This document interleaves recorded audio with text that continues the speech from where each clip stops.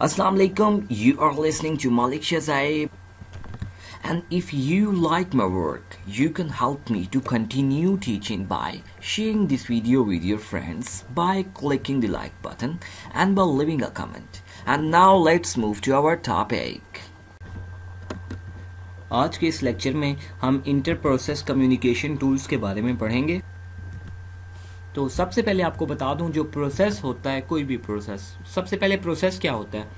देखिए, हम C++ में प्रोग्राम लिखते हैं, इंस्ट्रक्शंस C++ की सपोज कर लें, सी आउट वेलकम, ये एक इंस्ट्रक्शन है। इस तरह कोई भी प्रोग्राम लिखते हैं, वो प्रोग्राम जब CPU में आता है वो प्रोसेस बन जाता है। क्लियर? ओके, हम इस तरह भी कह सकते हैं प्रोसेस को, a program in its execution phase is known as process. Clear? Okay, अब प्रोसेस की दो टाइप्स होती हैं, एक इंडिपेंडेंट और एक होते हैं कोऑपरेटिव प्रोसेसेस। इंडिपेंडेंट वो प्रोसेसेस होते हैं जिनकी एग्जीक्यूशन किसी दूसरे प्रोसेस के ऊपर डिपेंड नहीं कर रही होती। फॉर एग्जांपल, ये देखें आपके सामने मैंने कैलकुलेटर ओपन किया है, ठीक। अब इस पर मैं कोई भी अरिथमेटिक ऑपरेशन परफॉर्म करता हूँ, देखें 48 मैंने मल्टीप्लाई किया है, इसकी एग्जीक्यूशन किसी दूसरे, ये पेंट था पीछे, इसके ऊपर डिपेंड नहीं कर रही, किसी भी प्रोसेस पे डिपेंड नहीं कर रही, ठीक है। ये इंडिपेंडेंट प्रोसेस है। तो इस तरह के जो प्रोसेसेस होते हैं उसको हम कहते हैं इंडिपेंडेंट प्रोसेसेस। क्लियर? सेकंड आता है हमारे पास कोऑपरेटिव प्रोसेसेस। इस तरह के प्रोसेसेस जिनकी एग्जीक्यूशन किसी दूसरे प्रोसेस पे डिपेंड कर रही होती है, उनको कोऑपरेटिव प्रोसेसेस कहते हैं। इसकी एग्जांपल हम इस तरह से ले सकते हैं, सपोज करें एक प्रोसेस जो कि हम कह सकते हैं कि विंडो इंस्टॉल हो रही थी कंप्यूटर पे। P1 एक प्रोसेस है जो कि कंप्यूटर के ऊपर विंडो इंस्टॉल हो रही थी। विंडो इंस्टॉल होते होते ऐसा होता है कि एक और प्रोसेस स्टार्ट हो जाता है। वो कौन सा होता है? जैसे विंडो इंस्टॉल हो रही है, नॉर्मली हम देखते हैं कि एक और विंडो अपीयर हो जाती है और उसमें कहा जाता है इंटर की। जब तक हम विंडो की इंटर नहीं करते तो क्या होता है, हम वापस रिज्यूम या फर्दर आगे मूव नहीं कर सकते। तो इससे क्या होता है कि ये प्रोसेस जो विंडो इंस्टॉल हो रही थी उसकी एग्जीक्यूशन जो सा है वो रुक जाती है और एक नया प्रोसेस जो सा है स्टार्ट हो जाता है, ठीक है। जब तक हम ये सही नहीं कर लेते, जब तक की सही इंटर नहीं कर लेते, तब तक वापस इसकी एग्जीक्यूशन दोबारा स्टार्ट नहीं हो सकती। तो यहाँ पे क्या चीज़ है, यहाँ पर आप देखें ये एक प्रोसेस था, विंडो इंस्टॉल हो रही थी, अब ये रुक जाएगा, ये वाला प्रोसेस इसको रोक देगा और कहेगा अभी मैंने एग्जीक्यूट होना है। मैं अगर ठीक हुआ, यानी यूज़र ने की इंटर की, तो तब तुम दोबारा एग्जीक्यूट कर सकते हो, अदरवाइज दोबारा तुम अपनी एग्जीक्यूशन स्टार्ट नहीं कर सकते। तो इस यहाँ पे क्या इन्वॉल्व है, यहाँ पे ये चीज़ इन्वॉल्व है कि इन दोनों प्रोसेसेस की आपस में कम्युनिकेशन होगी, तो तब ये बातचीत करेंगे। ये वाला प्रोसेस इसको रोकेगा, फिर अगर यूज़र ने ठीक इंटर की तो उसकी एग्जीक्यूशन ये वाला प्रोसेस दोबारा कंटिन्यू करवाएगा। तो इन दोनों की जो सा है ना आपस में कम्युनिकेशन होनी चाहिए। तो इस तरह की जो प्रोसेसेस होते हैं जिसकी एग्जीक्यूशन दूसरे प्रोसेस पर डिपेंड कर रही होती है, उसको हम कहते हैं कोऑपरेटिव प्रोसेसेस। क्लियर? अब जो कम्युनिकेशन होती है वो दो तरह की होती है, एक होती है मैसेज पासिंग और एक होती है शेयर्ड मेमोरी, या तो फिर उसको मेल बॉक्स भी कह सकते हैं। मैसेज पासिंग में क्या होता है कि ये प्रोसेस अभी काम कर रहा था, तो इसने फंक्शन कॉल किया, ठीक है, और उसके अंदर मैसेज पास कर दिया जो कि इस प्रोसेस को मैसेज मिल जाएगा, ठीक। और दूसरा है मेल बॉक्स से शेयर्ड मेमोरी। ये क्या होता है, दोनों प्रोसेसेस यानी कि इन्होंने एक मेमोरी रखी हुई होती है, इस मेमोरी को हम मेल बॉक्स भी कह सकते हैं।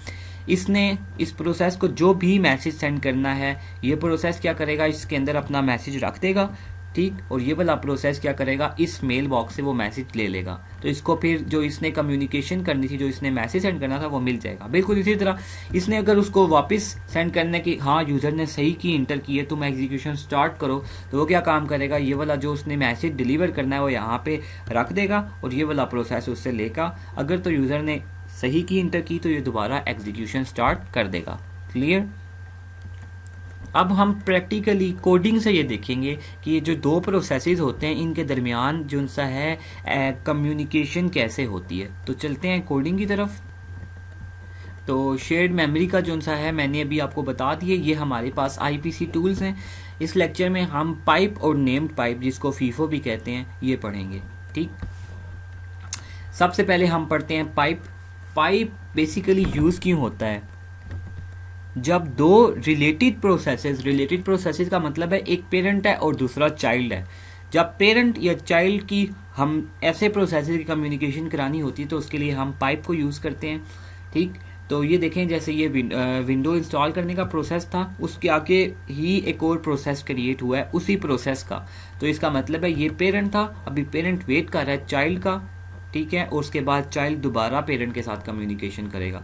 तो जब हमें पेरेंट चाइल्ड की कम्युनिकेशन करनी होती है तो उसके लिए हम जो सा है पाइप यूज़ करते हैं। ओके, इसको फर्दर ब्रीफली आगे जाके हम पढ़ेंगे। इसके लिए हमें सिस्टम कॉल्स कौन सी चाहिए होती हैं? सबसे पहले पाइप की सिस्टम कॉल रीड, राइट और क्लोज। पाइप की सिस्टम कॉल पाइप को क्रिएट करने के लिए यूज़ होती है। रीड की सिस्टम कॉल पाइप में अगर कुछ पड़ा हुआ है वहाँ से डाटा को रीड करने के लिए। अगर पाइप में हमने कुछ लिखना है तो राइट की सिस्टम कॉल यूज़ होती है। और फिर लास्ट में हम पाइप को डिस्ट्रॉय या क्लोज करते हैं, उसके लिए क्लोज की सिस्टम कॉल होती है। क्लियर? उसके बाद ये जो ओपन की सिस्टम कॉल होती है ये क्या करती है? एक इंटीजर रिटर्न करती है, उसको हम कहते हैं फाइल डिस्क्रिप्टर। क्लियर? और ये जो इंटीजर रिटर्न होता है ये एक टेबल होता है, पर प्रोसेस फाइल डिस्क्रिप्टर जिसका नाम होता है, उस टेबल के अंदर वो नंबर इंटर हो जाता है। क्लियर? और उसके बाद हम जो सा है वो रीड, राइट और क्लोज की जो सिस्टम कॉल्स होती हैं उसके अंदर वो जो ओपन रिटर्न करता है इंटीजर, जो कि हम इस टेबल के अंदर भी वो लिखा जाता है, उसको इन कॉल सिस्टम कॉल्स के अंदर यूज़ करते हैं। ये आगे कोडिंग में जाके देखते हैं कैसे यूज़ होगा। उसके बाद ये लिखा हुआ है कि जो साइज़ है इस टेबल का वो इक्वल होता है जितनी नंबर ऑफ फाइल्स ओपन होंगी। यहाँ पे देखें हमने कहा है जब भी फाइल ओपन होती है तो वो एक इंटीजर रिटर्न होता है और इंटीजर इस टेबल के अंदर लिखा जाता है। इसका क्या मतलब है कि इस टेबल के अंदर जितनी इसका साइज है, मतलब 10 अगर इसके अंदर लिखी चीज़ें हैं, रोज़ हैं, तो इसका क्या मतलब है 10 दफ़ा हमने ओपन किया है। 10 दफ़ा ओपन करने का मतलब क्या है कि हमने 10 फाइल्स ओपन की हुई हैं। ठीक, और फिर यहीं पे उसने वही लिखा हुआ है कि वो जो ओपन का रिटर्न होता है इंडेक्स वो इसके अंदर लिखा जाता है एज एन इंडेक्स। ठीक है, और बाद में हम रीड राइट के लिए उसको यूज़ करते हैं। उसके बाद पाइप के बारे में कुछ इंपॉर्टेंट करैक्टरिस्टिक्स लिखी हुई हैं। ये जो सा है इसमें हम डाटा जो सा है स्ट्रीम ऑफ बाइट्स का डाटा सेंड कर सकते हैं। उसके अलावा ये हाफ डुप्लेक्स होता है। हाफ डुप्लेक्स का मतलब ये है कि देखें दो प्रोसेसेस के दरमियान हमने कम्युनिकेशन करवानी है ना। ये देखें सपोज करें ये प्रोसेस ए था, ये प्रोसेस बी है, इसके दरमियान क्या है? पाइप है। ठीक है, अच्छा, ये होता है हाफ डुप्लेक्स। हाफ डुप्लेक्स का मतलब ये है कि जब ये वाला प्रोसेस राइट कर रहा है तो उस वक्त ये वाला प्रोसेस रीड नहीं कर सकता। क्लियर? और जब ये वाला प्रोसेस राइट कर रहा है तो उस वक्त ये वाला प्रोसेस जो सा है वो रीड नहीं कर सकता। इसको हम कहते हैं हाफ डुप्लेक्स। क्लियर? और उसके बाद लिखा हुआ है बाउंडेड बफर। बाउंडेड बफर का ये मतलब होता है कि ये जो पाइप है इसमें हम एक लिमिट तक डाटा सेंड कर सकते हैं। जितना हमने बफर का साइज़ है उससे ज़्यादा डाटा हम कम्युनिकेशन के लिए सेंड नहीं कर सकते। ठीक है, और उसके बाद लिखा है कि कुछ भी नहीं लिखा। उसके बाद यहाँ पे देखें, अब ये पाइप को क्रिएट करने की सिस्टम कॉल है। ये पाइप क्या करेगा? हमने पढ़ा था स्टार्ट में, ये पाइप को क्रिएट करती है और उसके बाद फाइल डिस्क्रिप्टर। ठीक है, इसके अंदर हम फाइल डिस्क्रिप्टर पास करते हैं। फाइल डिस्क्रिप्टर बेसिकली इसके दो कोने होते हैं, जैसे ये पाइप है ना, इन दोनों के दरमियान इसका एक ये कोना है और एक ये वाला कोना है। ठीक, इसके दो कोने होते हैं। ओके, अब यहाँ पर आगे लिखा हुआ है one process writes to the pipe, the other reads from the pipe. ऐसी कम्युनिकेशन होगी ना, इसने अगर पाइप के अंदर कुछ लिखा है, ठीक, वो लिख के यूं करके आगे जाएगा तो ये वाला प्रोसेस उसको रीड कर लेगा पाइप में से। ऐसी कम्युनिकेशन होगी, इसका उसको मैसेज मिल जाएगा। उसके बाद क्या लिखा है? Looks exactly same as reading from a file. बिल्कुल ऐसा ही है जैसे हम फाइल में करते थे। अब ये देखें फाइल, सबसे पहले हम क्या करते हैं? डिस्क्रिप्टर क्रिएट करते हैं। पाइप के दो कोने, एक ये वाला पाइप और एक ये वाला कोना। ठीक, और उसके बाद हम क्या करते हैं? वो पाइप की जो सिस्टम कॉल होती है उसके अंदर वो जो डिस्क्रिप्टर होते हैं वो पास करते हैं एज एन आर्गूमेंट। ठीक है, ये देख सकते हैं आप। अब ये 2 की हमने अरे बनाई है ना इंटीजर की, तो जब हमें रीड करना होता है डाटा तो हम 0 वाला इंडेक्स यूज़ करते हैं इस अरे का, और जब हमें राइट करना होता है तो उसके लिए हम इसके अंदर 1 पास करते हैं। क्लियर? उसके बाद देखें छोटा सा एक प्रोग्राम लिखा हुआ है। सबसे पहले ऊपर हमने डायरेक्टरीज ऐड कर ली, ठीक है, और ये हमने कैरेक्टर अरे का एक मैसेज बनाया है, दिस इज़ अ मैसेज। ये मैसेज है जो कि क्या होगा, ये वाला प्रोसेस उसको सेंड करना चाहता है, तो ये हमने मैसेज लिख लिया, ये कम्युनिकेशन करना चाहते हैं। सबसे पहले हमने कहा था बाउंडेड बफर, देखें इसका साइज़ क्या 1024, इससे ज़्यादा जो इनसे बाइट्स हम सेंड नहीं कर सकते, हम बाउंडेड हैं, हम रिस्ट्रिक्टेड है। उसके बाद हमने किया यहाँ पे जो सा है ना वो फाइल डिस्क्रिप्टर्स क्रिएट किए 2 रीड और राइट के लिए। उसके बाद पाइप की सिस्टम कॉल लगा के पाइप को हमने क्रिएट किया। पाइप को क्रिएट करने के बाद हम क्या करते होते हैं, जो फाइल डिस्क्रिप्टर होते हैं वो इसके अंदर पास करते हैं, तो ये अरे हमने इसके अंदर पास कर दी, क्लियर। उसके बाद ये क्या होगा, यहाँ से if fork not is equal to 0, जो फॉर्क की सिस्टम कॉल होती है ये क्या करती है, एक चाइल्ड क्रिएट करती है, क्लियर। वो जो पूरा प्रोग्राम था ना मैंने उसको यहाँ पे लिख लिया है, ठीक है। अब यूँ हमने फर्स्ट में डायरेक्टरीज ऐड की, फिर मैसेज जो उनसे डिक्लेयर किया, उसके बाद बफर हमने बना लिया। उसके बाद हमें 2 डिस्क्रिप्टर्स बनाने पड़ते हैं इंटीजर टाइप के, ठीक है, जब पाइप की सिस्टम कॉल लगा के हम पाइप के अंदर उस अरे को पास करते हैं, ठीक। और उसके बाद जब ये फोर की कमांड होती है ना, फोर की कमांड से क्या होता है, एक चाइल्ड क्रिएट होता है, मैंने आपको बताया था। तो पेरेंट और चाइल्ड, देखें इस चाइल्ड जो क्रिएट होता है इसके अंदर सेम पेरेंट वाला कोड होता है, तो मैंने यहाँ पे इसके लिए लिख दिया ये यहाँ पे पेरेंट और ये चाइल्ड का कोड, एक नया प्रोसेस क्रिएट हो गया चाइल्ड का, ठीक। अब होता असल में ये है कि ये जो फोर की कमांड है ना, ये क्या काम करती है, चाइल्ड में ये जो फोर्क है ना, इसकी जगह इसको यहाँ से मिटा के यहाँ पे क्या कर देती है, यहाँ पे 0 लिख देती है, ठीक है। हम यहाँ पे इसको 0 लिख लेते हैं, ये आप देख सकते हैं, ये फोर की कमांड ने यहाँ पे 0 लिख दिया, क्लियर। और उसके बाद सपोज करें ये चाइल्ड था ना, इसकी आईडी क्या है, जो चाइल्ड, जैसा हर प्रोसेस क्रिएट होता है उसकी कोई ना कोई आईडी होती है। हम सपोज करते हैं तो ये चाइल्ड का प्रोसेस क्रिएट हुआ है, इसकी आईडी 3000 है, तो यहाँ पे ये क्या करती है, ये जो पेरेंट होता है जिसके अंदर ये एक फोर्क लिखते हैं हम, वहाँ पे ये क्या रिटर्न करती है, वहाँ पे चाइल्ड की आईडी रिटर्न करती है, ठीक है। तो ये चाइल्ड की आईडी क्या थी 3000, तो यहाँ पे 3000 लिखा आ जाएगा, ठीक। तो आगे क्या होगा, अब यहाँ पे हम देखें 2 प्रोसेसेस बन गए ना। अब देखेंगे 3000 क्या 0 के इक्वल है, कंडीशन ट्रू है फॉल्स है, कंडीशन तो अब क्या है, फॉल्स है, सॉरी कंडीशन तो ट्रू होगी है ना, कि 3000 0 के इक्वल नहीं है ना इक्वल, कंडीशन ट्रू होगी।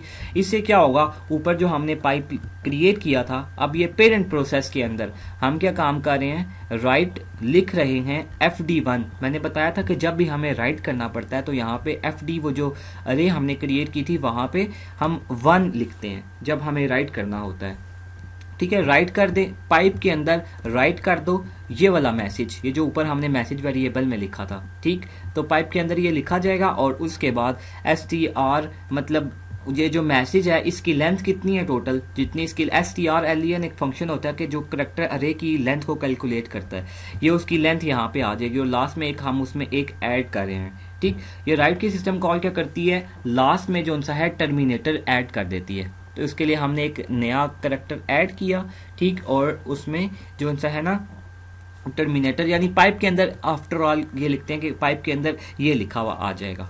और इफ एल्स आपको पता है दोनों में से एक चलती है, या इफ चलता है या एल्स चलता है, इफ वाला कोड चल गया, क्लियर। इसने पेरेंट प्रोसेस ने क्या किया, पाइप के अंदर ये वाला मैसेज लिख दिया। अब क्या होगा, जो चाइल्ड वाला प्रोसेस है यहाँ पे हम आते हैं, यहाँ पे if 0 is not equals to 0, तो 0 0 के इक्वल है, यहाँ पे लिखा हुआ है नॉट इक्वल टू 0, तो कंडीशन तो फॉल्स।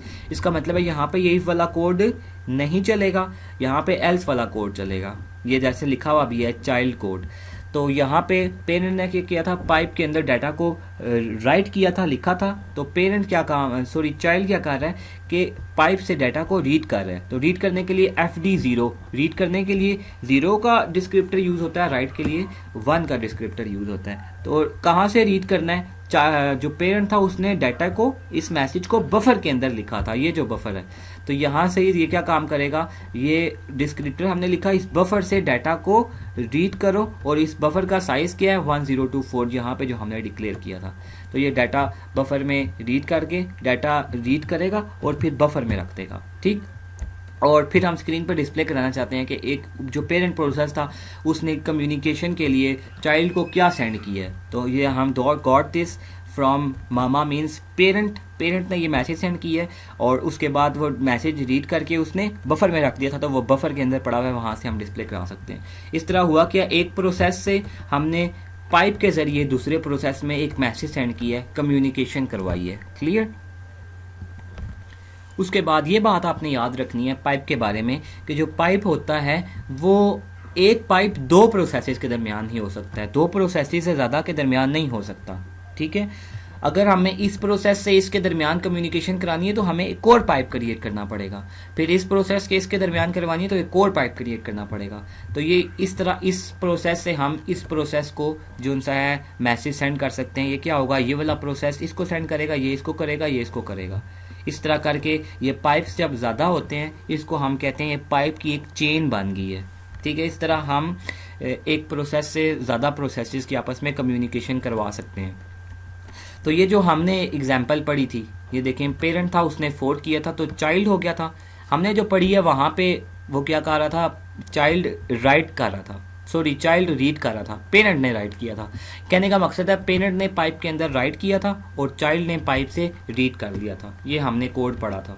ठीक है, उसके बाद एक और एग्जांपल है, इसमें हम क्या करेंगे, पेरेंट के अंदर पाइप क्रिएट करेंगे, चाइल्ड मतलब एक चाइल्ड क्रिएट करेंगे और चाइल्ड लिखेगा और पेरेंट रीड करेगा, पहले के ऑपोजिट। ठीक है, ये भी बिल्कुल वैसा ही प्रोग्राम है।